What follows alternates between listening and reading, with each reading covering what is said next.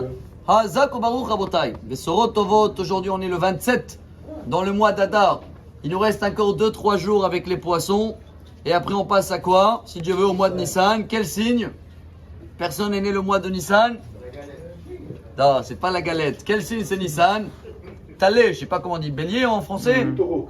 Le taureau, c'est bientôt. Bélier, c'est bélier, ouais. Bélier. Donc on est dans les animaux, on va essayer de profiter à tirer un grand message des animaux, car tous les matins on dit Everas Kanamer, Kalkanesher sera fort comme un tigre, Kanamer léger comme un aigle, etc.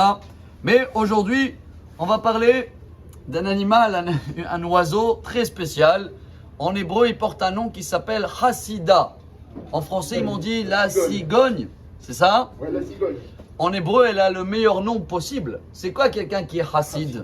Hassid, c'est mieux que Tzadik. Ça veut dire top niveau. Hassida, elle doit avoir des qualités de folie. Et elle dit la Gemara justement, pourquoi elle porte son nom Hassida? Parce que elle aide toujours ses copines. Elle est la seule qu'elle pense pas que à nourrir ses enfants. Elle, s'il le reste à manger, elle donne aussi à ses copines. Vous allez me demander alors pourquoi elle n'est pas cachère? On sait très bien que tous les animaux non cachers, c'est des animaux qui ont un défaut de trait de caractère qui prouve un peu, je ne sais pas comment ça se dit, cruel. Quel est le défaut qu'elle a? Il nous apprend Rabbi Naftali Trop, un des grands rabbins dans les 200 dernières années, que le seul problème, qu'elle nourrit ses copines, c'est vrai, mais elle prend des autres oiseaux. Alors comme elle est sur le compte de quelqu'un, sur le dos de quelqu'un, c'est un défaut que Dieu ne veut pas laisser passer. Dans notre paracha, on va apprendre que Dieu dit à Moshe Rabbeinu, attention, tu vas construire le tabernacle qu'avec Atzeh Shittim Omdim, avec des arbres non fruitiers.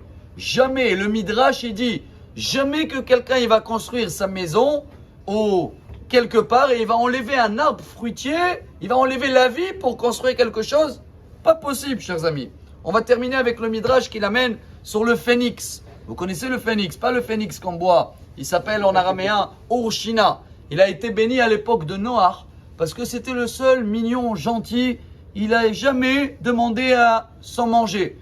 Il attendait avec patience et Noé, après qu'il nourrit tout le monde, une fois il a vu, il a dit pourquoi tu parles pas toi? Il a dit je vois que tu es occupé. Alors Noach il a dit quoi, tu es comme ça gentil, je vais te bénir, tu seras éternel. Chers amis, le sabbat de Slabotka, le Rav Pinkel demande, il dit, et la pauvre la colombe, pourquoi elle n'a pas été bénie elle aussi? Elle a amené la paix dans le monde. C'est elle qui a rendu service à Noach. Elle est partie chercher quoi, vous vous rappelez? Une branche d'olivier pour annoncer que ça y est, il n'y a plus le déluge. Et bien il répond, il dit justement, elle a raté sa bénédiction parce qu'elle a amené une feuille de quoi? D'olivier.